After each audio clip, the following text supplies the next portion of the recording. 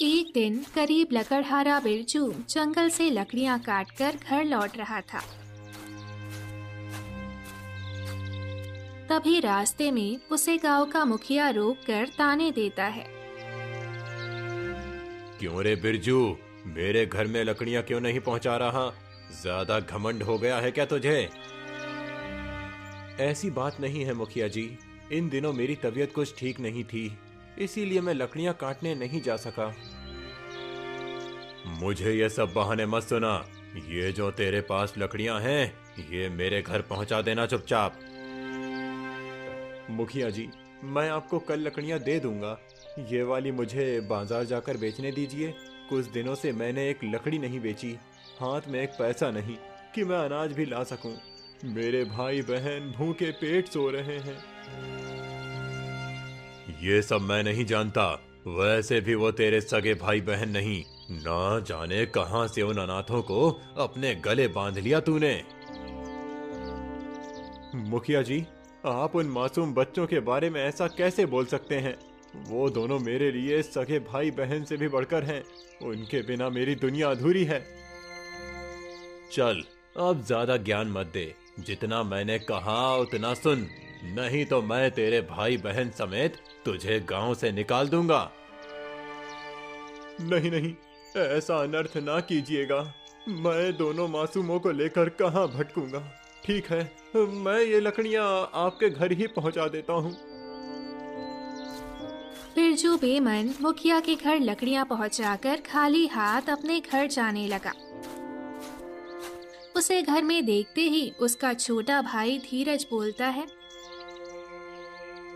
भैया, आप आ गए। मुझे बहुत जोरों की भूख लगी है।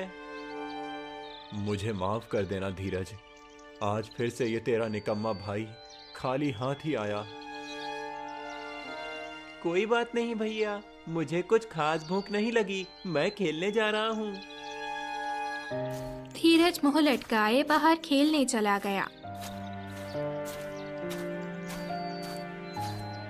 धीरज की मायूसी देखकर बिरजू को बहुत बुरा लगा और वो चुपचाप अपने घर के आंगन में जाकर बैठ गया।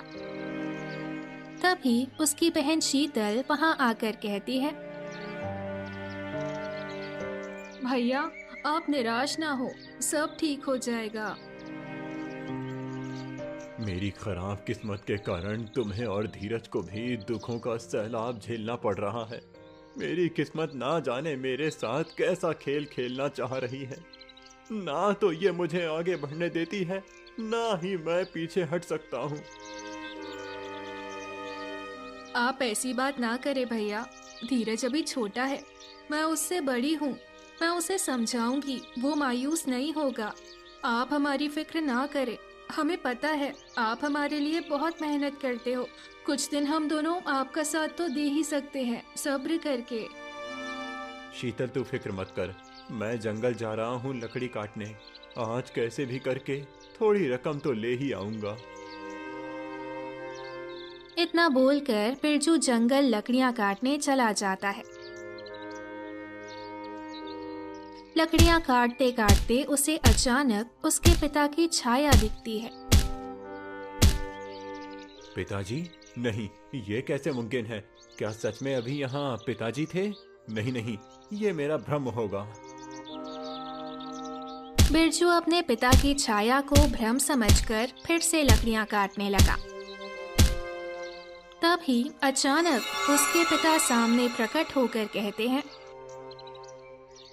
बिरजू, बेटा बिरजू। पिताजी, सच में आप मेरे सामने? मुझे तो अपनी आंखों पर विश्वास ही नहीं हो रहा। कैसा है तू बिरजू? मैं ठीक नहीं हूँ पिताजी, मैं बहुत अकेला हो गया हूँ आपके बिना। मुझे पता है मेरे बच्चे, तूने जाने अनजाने में बहुत बड़ी चुनौती हाथ ले ली। कैसी चुनौती पिताजी? आप तो हमें छोड़कर भगवान के पास चले गए थे। इतने सालों के बाद आप अचानक यहाँ मेरे सामने कैसे? बेटा, मुझे तेरे पास आना पड़ा। मेरा अतीत मुझे तेरे पास खींच लाया। आपकी बातें मुझे तनिक भी समझ नहीं आ रही। मुझे साफ साफ बताइए, आप मुझे क्या कहना चाह रहे हैं? बेटा, मुझे अब जाना होगा। मैं फिर से तेरे सामने आऊंगा। धीरे धीरे तुझे मेरे अतीत से जुड़ी सारी बातें समझ आने लगेंगी कि मेरा अतीत तेरे भाग्य से कैसे जुड़ा है। पिताजी रुक जाइए, आपके बिना मुझे अकेला लगता है।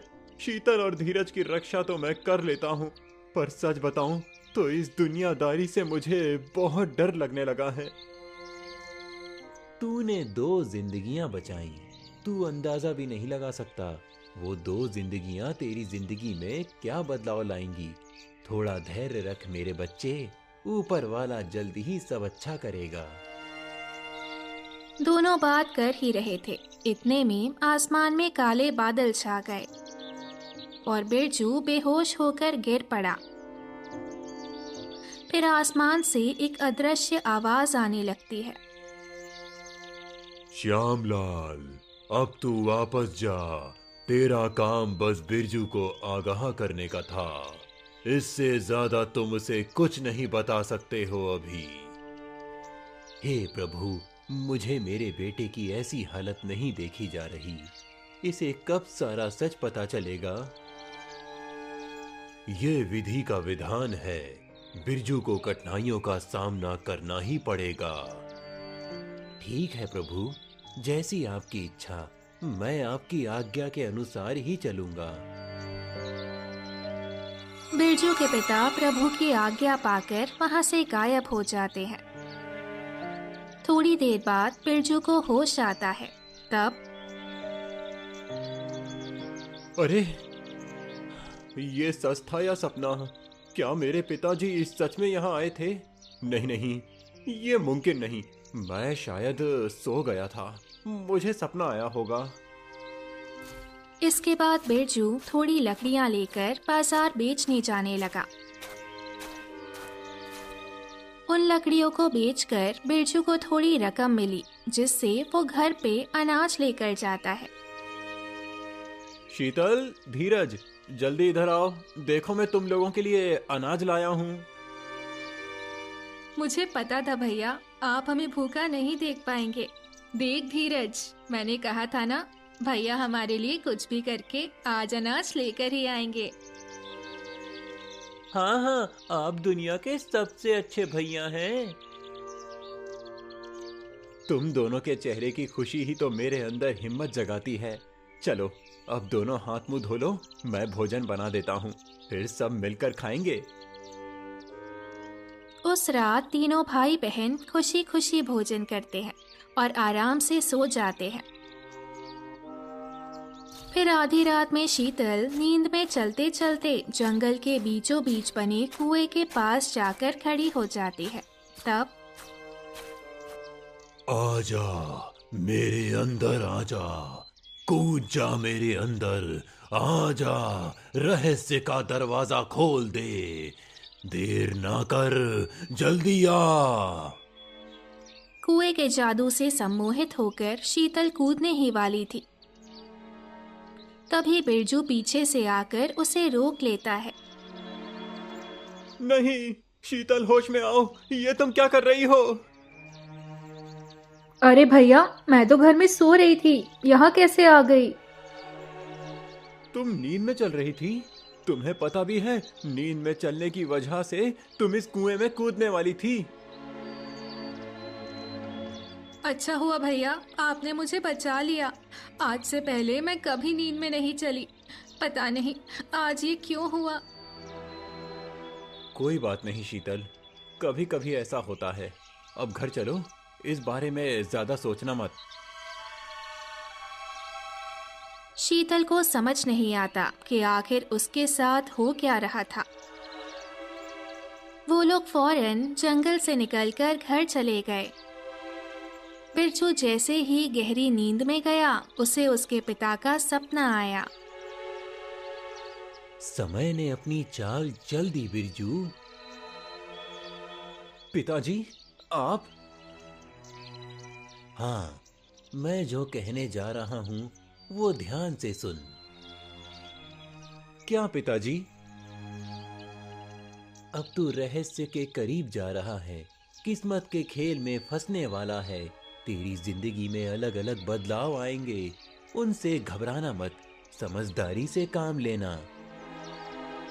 ऐसा क्या होगा मेरी जिंदगी में? कहीं कुछ अनर्थ ना हो जाए। पिताजी, मुझे रास्ता दिखाइए। रास्ता दिखाने वाला तो वो ऊपर वाला है, मैं तो केवल एक जरिया हूँ। मेरा अतीत तेरे आज पर भारी ना पड़े, इसीलिए भगवान ने मुझे एक मौका दिया तेरी किस्मत मिलाने का।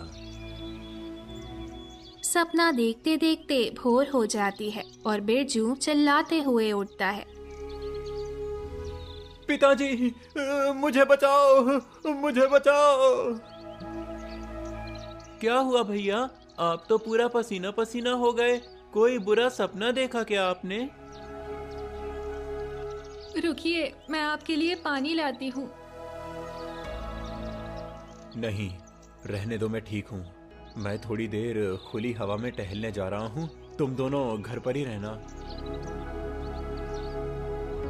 बिरजू टहलते टहलते गांव के बीच एक पेड़ के नीचे जाकर बैठ जाता है और मन में सोचता है, ये कैसा अजीब सा सपना था।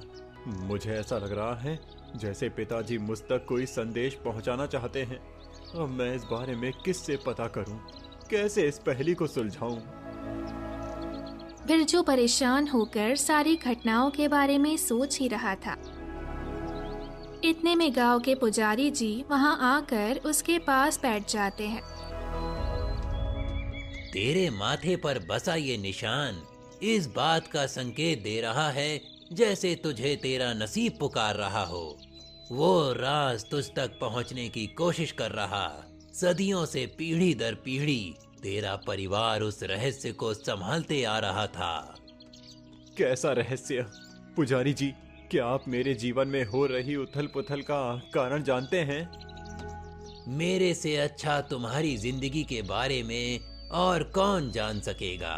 तेरे पूर्वजों की कहानी और रहस्य को खुफिया रखना तो मेरे पूर्वजों के समय से चलता आ रहा है। पुजारी जी, अगर आपको सारी बातें ज्ञात हैं तो मेरे मन की दुविधा को दूर कर दीजिए, मुझे सही रास्ता दिखाइए। कुछ दिनों से मेरे सपने में पिताजी आ रहे हैं। वो मुझे कुछ बताना चाह रहे थे, पर मैं बेवकूफ समझ न सका। आएगा, तुझे सब समझ आएगा। तेरे जीवन के रहस्य में शीतल और धीरज का बहुत बड़ा हाथ है। उन दोनों का इन अजीब घटनाओं से क्या लेना देना? शीतल इस साल 12 वर्ष की हुई है। तूने गौर किया होगा, उसके साथ कुछ अद्भुत घटना घटित होना शुरू हो गई जो आज तक कभी नहीं हुई। आप सही कह रहे हैं। आजकल वो नींद में चलते चलते जंगल के कुएं के पास जाकर खड़ी हो जाती है। ये तो कुछ भी नहीं, धीरज के 10 साल पूरे होते ही उसके जीवन में भी परिवर्तन आएगा। धीरज के 10 साल पूरे होने में तो अब बस 2 दिन ही बाकी हैं। 2 दिनों के बाद वो सब देखने को मिलेगा जो आज तक तूने कभी सोचा भी नहीं होगा। कहीं मेरे भाई बहन की जान को खतरा तो नहीं? ये सब तो तुझे 2 दिनों के बाद ही पता चलेगा। ये 2 दिन तेरे जीवन के लिए बहुत कठिन होने वाले हैं। तुझे अभी से इसके लिए तैयार होना होगा। इससे ज्यादा मैं तुझे कुछ नहीं बता सकता हूँ। पुजारी जी, मुझे बहुत डर लग रहा है, कुछ तो बताइए। सांझ की आरती का समय हो गया, मुझे अब जाना होगा। तू अपना ध्यान रखना। बिरजू को चेतावनी देकर पुजारी जी चले गए। फिर बिरजू घर जाकर शीतल और धीरज से कहने लगा, तुम दोनों मेरे लिए सब कुछ हो। मैं तुम्हारे बिना रहने का सोच भी नहीं सकता। भैया, आप रो क्यों रहे हो? किसी ने कुछ कहा क्या आपसे? कहीं उस मुखिया ने आपको फिर से परेशान तो नहीं किया? नहीं पगली, मैं तो बस भावनाओं में बहकर ऐसा बोल रहा था। चलो अब मैं अपने काम में जा रहा हूँ। तुम दोनों घर के आसपास ही खेलना और जंगल जाने का सोचना भी मत। अब बिरजू लकड़ियां काटने जाने लगा, पर रास्ते में उसे एक अजीब सी लोमड़ी दिखी जिसके पैर में एक चिट्ठी बंधी थी जिसमें लिखा था, बिरजू, आज रात ठीक 12 बजे तुझे जंगल से एक अनोखी रोशनी आते हुए दिखेगी। उस वक्त तू शीतल और धीरज को एक लाल चादर से ढक देना। इस संदेश को तूने अनदेखा किया तो इसका भुगतान उन दोनों को भुगतना होगा। ये चिट्ठी मुझे किसने भेजी होगी और इस बात का क्या मतलब हुआ? हे भगवान, आखिर तू चाहता क्या है? मेरी तुझसे ये विनती रहेगी कि तू मेरी उम्र भी मेरे भाई बहनों के नाम कर दे। बिरजू चिट्ठी पढ़कर फौरन घर जाने लगा, लेकिन मुखिया ने उसे रोक लिया। बिरजू, आज मेरा नौकर छुट्टी पे है।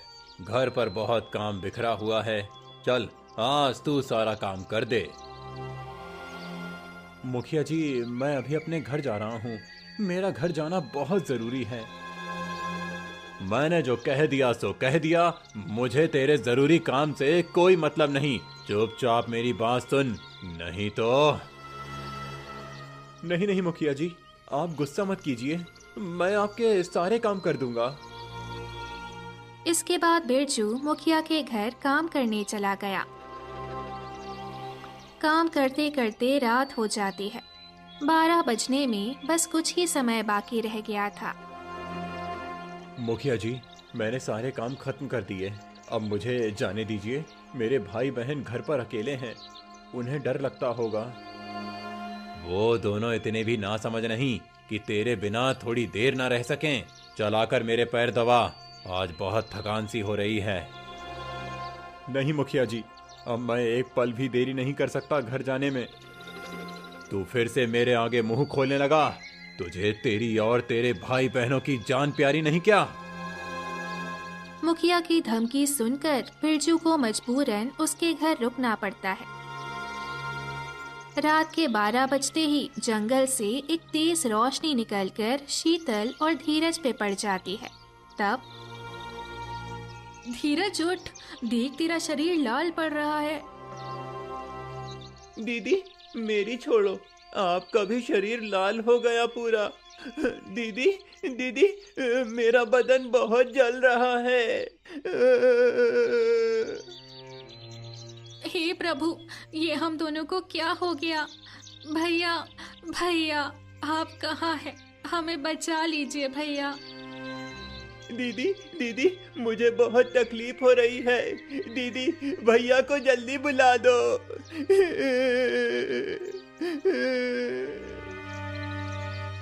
रो मत धीरज, भैया आते ही होंगे। दोनों दर्द में परेशान बस बिरजू के घर वापस आने की आस लगाए रहते हैं, लेकिन बिरजू वापस नहीं आता।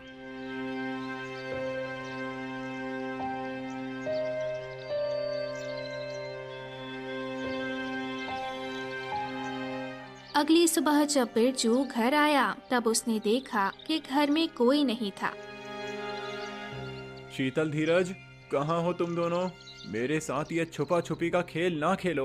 मैं पहले से ही बहुत परेशान हूँ। अपने भैया को और परेशान ना करो। मेरे सामने आ जाओ। बिरजू दुखी होकर पूरे घर में दोनों को ढूंढता रहता, पर दोनों का घर में कोई नामो निशान न था। बिरजू परेशान दौड़ता हुआ पुजारी जी के पास जा पहुंचा। पुजारी जी, पुजारी जी, मेरी मदद कीजिए। मेरे भाई बहन कहीं चले गए हैं। उन्हें ढूंढने में मेरी मदद कीजिए। तेरे हाथ वो चिट्ठी नहीं लगी थी क्या? हाँ पुजारी जी, मेरे हाथ वो चेतावनी से भरी हुई चिट्ठी लगी थी, पर मेरी लापरवाही के कारण मैंने उस चिट्ठी में लिखे शब्दों को नजरअंदाज कर दिया। ये तूने बहुत बड़ी भूल कर दी। तुझे अंदाजा भी नहीं तूने कितनी बड़ी बात को हल्के में ले लिया। तेरी गलती की वजह से तेरे भाई बहन तुझसे बहुत दूर जा चुके हैं। ऐसा कभी नहीं हो सकता। मैं मर जाऊंगा, पर शीतल और धीरज को खुद से अलग नहीं होने दूंगा। वो दोनों मेरे जीने की उम्मीद बनकर मेरी जिंदगी में आए थे। अब तो उन्हें वापस लाने का बस एक ही रास्ता है। तुझे उस दुनिया में जाना होगा जहां वो चले गए। मैं कहीं भी जाने को तैयार हूँ, आप बस मुझे वहां जाने का रास्ता बताइए। रास्ता तेरे लिए खुद ब खुद खुल जाएगा। मैंने कहा था ना, तेरे जीवन का एक बहुत बड़ा रहस्य तेरे सामने आना बाकी है। तू समझ ले, वो रहस्य ही तुझे शीतल और धीरज के पास पहुंचाएगा। मैं किसी खतरे से नहीं डरता, मैं जाऊंगा, उनके पास जरूर जाऊंगा। आज नहीं, जिस दिन धीरज के 10 वर्ष पूरे होंगे, उस दिन किस्मत तुझे खुद पुकारेगी। उस दिन तेरा वहां जाने का सही समय होगा। बिरजू चुपचाप घर जाकर धीरज के जन्मदिन आने का इंतजार करता। आखिरकार वो दिन आता है जिस दिन धीरज 10 वर्ष का हो गया था। बिरजू उस दिन दोनों की याद में आंगन में बैठकर रो रहा था। तभी शीतल, धीरज,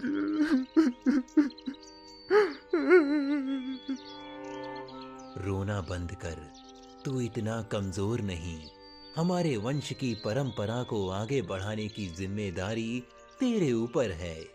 तू ही हिम्मत हार जाएगा तो उन दोनों की रक्षा कौन करेगा? पिताजी। हाँ, मैं सच में तेरे सामने हूँ। ये कोई भ्रम नहीं। आज वो घड़ी आ गई जब रहस्य का दरवाजा खुलेगा। मतलब अभी तक मैं आपको जितनी बार भी देखा वो भ्रम नहीं था, आप मुझे रहस्य तक ले जाना चाहते थे। समय कम है, चल मेरे साथ। कहाँ जाना है पिताजी? जंगल के बीचों बीच स्थित उस कुएं में छिपा सारा राज। तू वहां पहुंच, मैं कुछ जरूरी काम पूरा करके आता हूँ। बिरजू तुरंत उस कुएं के पास पहुंच जाता है। बिरजू के पहुंचते ही कुआं उसे बोलता है, आ गया तू। आज नहीं तो कल तुझे आना ही था। आखिर किस्मत के खेल ने तुझे मुझ तक पहुंचा ही दिया। हे जादुई कुआं, मुझे रहस्य बता, मेरे परिवार तक पहुंचाने का रास्ता दिखा। तुझे पता भी है, तेरे पिता का अतीत ही इस रहस्य के ताले की चाबी बनेगी। मेरे पिता का अतीत क्या है? मैंने अपने पिता और पूर्वजों के रहस्य के बारे में काफी कुछ सुना है, लेकिन सच्चाई अभी तक मेरे सामने नहीं आई। तेरे पिता राज के दरवाजे की चाबी लाने अपनी दुनिया गए हैं। उन्हें आने दे, तुझे तेरे सारे सवालों के जवाब मिल जाएंगे। बिरजू अपने पिता का इंतजार कर ही रहा था। इतने में आसमान में जोर जोर से बिजली कड़कने लगती है। ये क्या हो रहा है? अचानक कुदरत में इतनी हलचल कैसी? बिरजू भाग जा यहाँ से। बिरजू भाग जा यहाँ से। वो आ रहा है, भाग जा। कौन आने वाला है? आप किसकी बात कर रहे हो? जादुई कुएं ने बिरजू को बहुत चेतावनी दी, पर बिरजू वहीं खड़ा रहा। तभी मुखिया कुएं से बाहर निकलकर जोर जोर से हंसने लगा। मुझसे कोई नहीं बचेगा, मैं किसी को नहीं छोड़ूंगा। मुखिया जी, आप पहचान लिया मुझे? कैसा लग रहा है अपने भाई बहन से दूर होकर? शीतल और बिरजू को मुझसे दूर करने में तुम्हारा ही हाथ है ना? सही कहा तूने, वो दोनों मेरे कब्जे में हैं। देखना चाहेगा उन्हें? इतना बोलकर मुखिया जादू से शीतल और धीरज को वहां प्रकट कर देता है।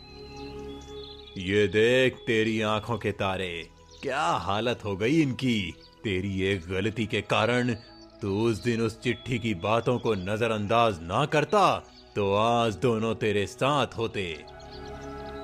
तूने ये सब जानबूझकर किया ना? तुझे सब पता था?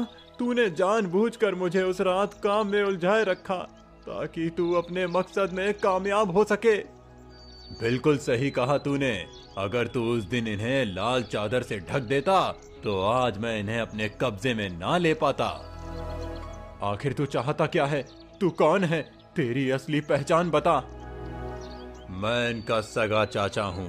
तेरी इस दुनिया के जैसी एक और दुनिया है, मेरी काली दुनिया। मेरा बड़ा भाई उस दुनिया का राजा था। तब वो दुनिया सुख और शांति की प्रतीक मानी जाती थी और तेरे पिता से तो मेरी ज्यादा दुश्मनी है। मेरे पिता ने तेरा क्या बिगाड़ा? इतने में अचानक बिरजू के पिता एक सुनहरे कलश में जादुई पानी लेकर प्रकट हो गए। तू अपनी हरकतों से बाज नहीं आएगा ना? आ गया श्यामलाल। बाकी की कहानी तू अपने बेटे को बताएगा या मैं ही बता दूं? पिताजी, आज मुझसे कुछ मत छुपाइए। आज मुझे सारा सच, सारे रहस्य जानना है।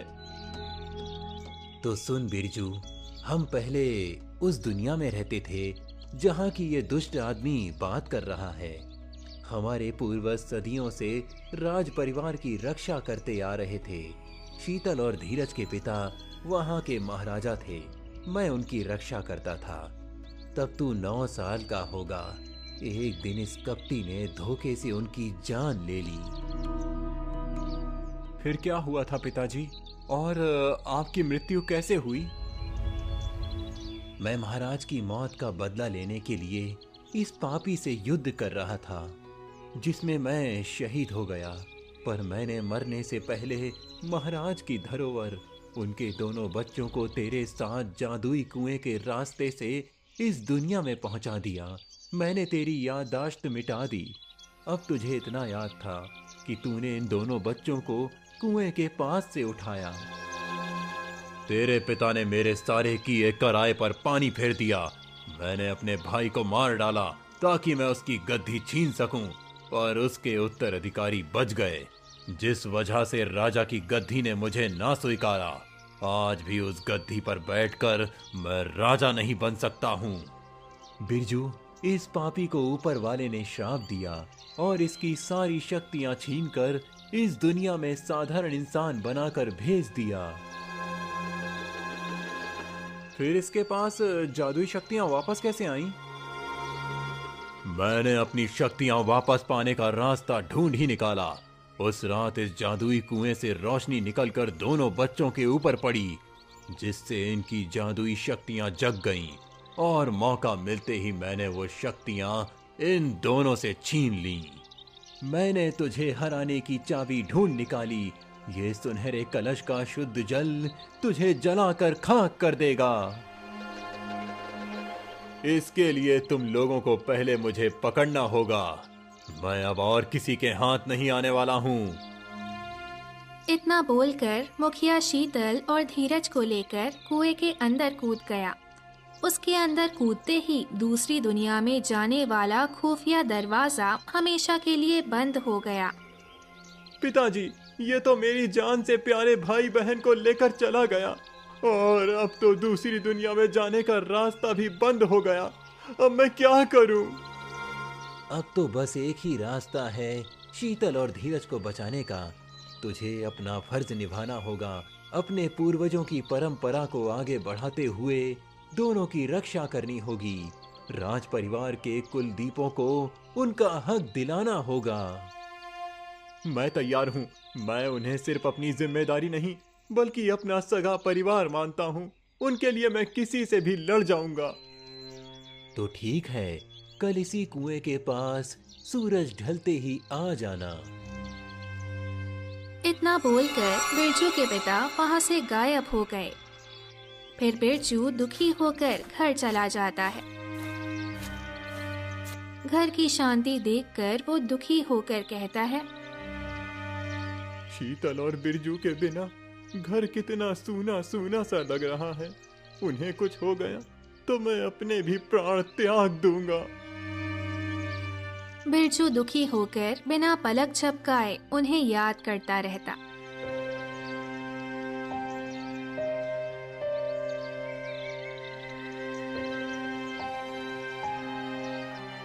अगले ही दिन सूरज ढलते ही बिरजू उस कुएं के पास जाकर अपने पिता को पुकारने लगता है। पिताजी, आप कहाँ हैं? वक्त बीता जा रहा है, मुझे रास्ता दिखाइए, मेरे सामने आइए। बिरजू की पुकार सुनकर उसके पिता फौरन प्रकट हो गए। उनके हाथ सुनहरे कलश में रखा जादुई पानी था। ये ले बिरजू, इस कलश का जादुई पानी दूसरी दुनिया तक जाने का दरवाजा खोलेगा। पर मैं इसका इस्तेमाल कैसे करूंगा?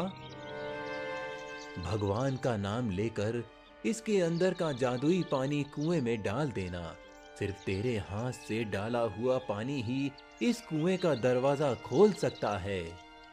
पिताजी, ये कलश तो आप मुझे कल भी दे सकते थे। कल इसका जादू काम नहीं करता। दरवाजा बंद होने के एक दिन बाद ही जादुई पानी उस पर असर करेगा।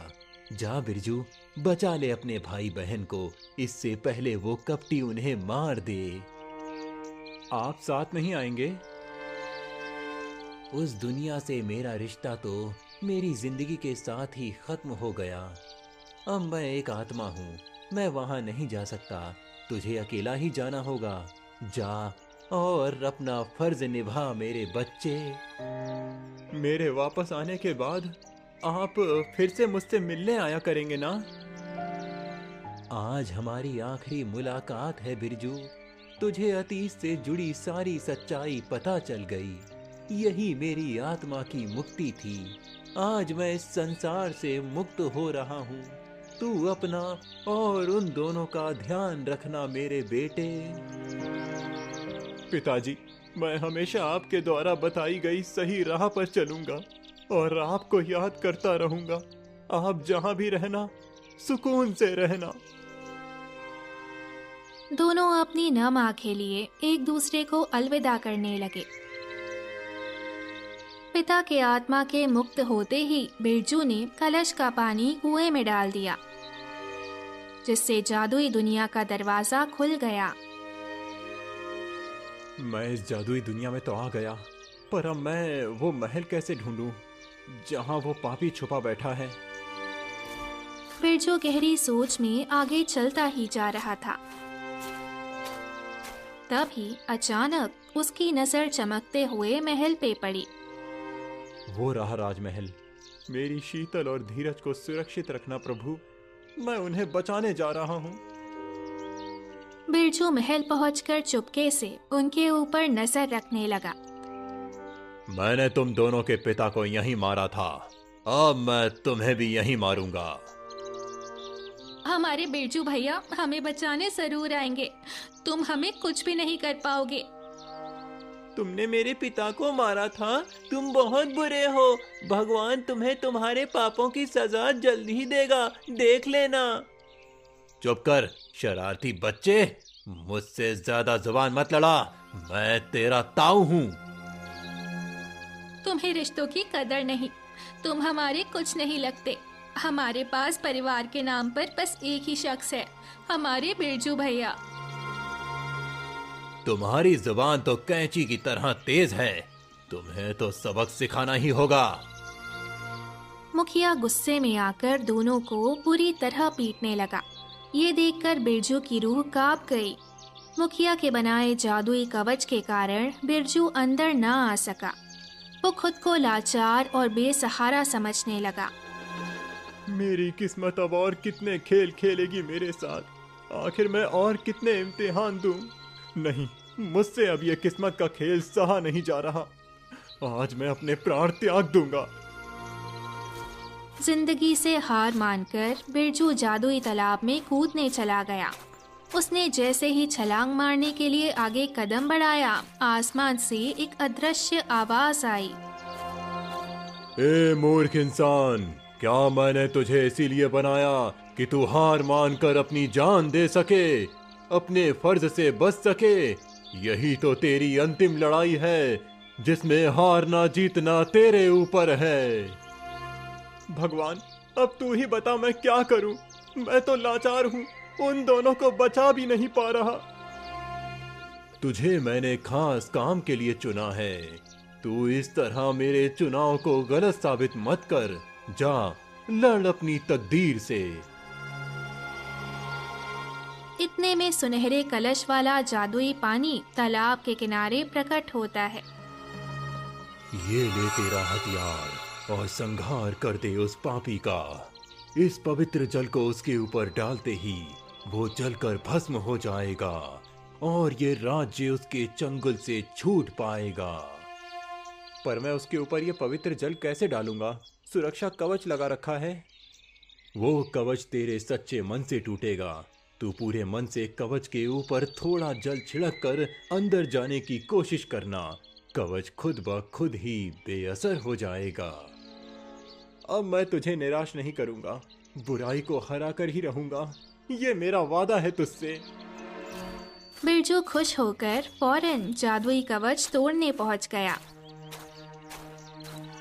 उनके सामने पहुंचते ही बिरजू ने चिल्लाकर कहा, मेरे अपनों को चोट पहुंचाना बंद कर दे दुष्ट आदमी। इन्हें मार कर तूने अच्छा नहीं किया। तूने अपनी मौत को आमंत्रित किया है। तेरी मौत मेरे ही हाथों होगी। आखिर तू यहाँ तक पहुंच ही गया। तू मेरे सामने सिर्फ बड़ी बड़ी बातें ही कर सकता है। मेरा एक बाल भी बांका करना तेरे बस का नहीं। मुझसे उलझने की भूल ना कर। भैया, भैया हमें बचा लीजिए, ये हमें बहुत पीटता है। हमें बचा लीजिए बिरजू भैया। तुम दोनों चिंता मत करो, मैं आ गया हूँ। तू यहाँ तक तो आ गया है, पर मेरे बनाए सुरक्षा कवच को तोड़ना आसान नहीं। अपनी जान बचाकर लौट जा यहाँ से। उसकी धमकियों से बिरजू को कोई फर्क नहीं पड़ता। वो निडर होकर भगवान का नाम लिए कवच के ऊपर पवित्र पानी छिड़क देता है, जिससे कवच का जादू बेअसर होकर टूट जाता है। ये कैसे हो गया? मेरा जादू कैसे टूट सकता है? नहीं, ये नहीं होना चाहिए। अपने आखिरी कुछ पलों में ऊपर वाले को याद कर ले, ताकि तेरे कुछ पाप धुल जाएं।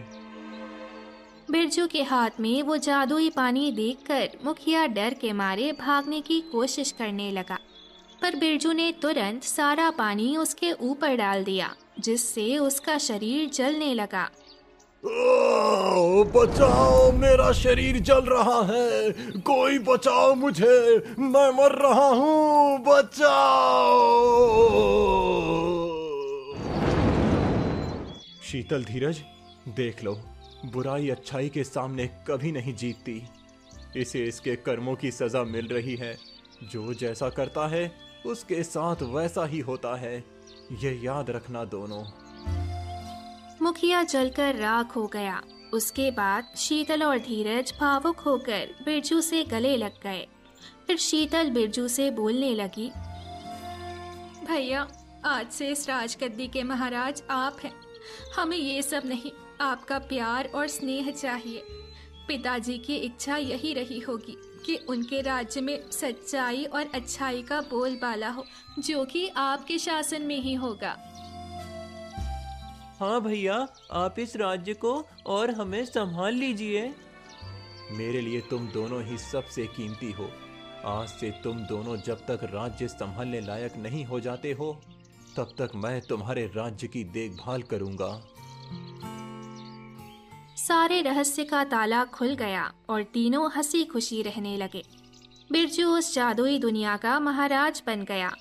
बिरजू की ईमानदारी और निस्वार्थ मन ने उसके नसीब का ताला खोल दिया और तीनों बिना किसी रुकावट के राज्य को सही तरीके से चलाने लगे।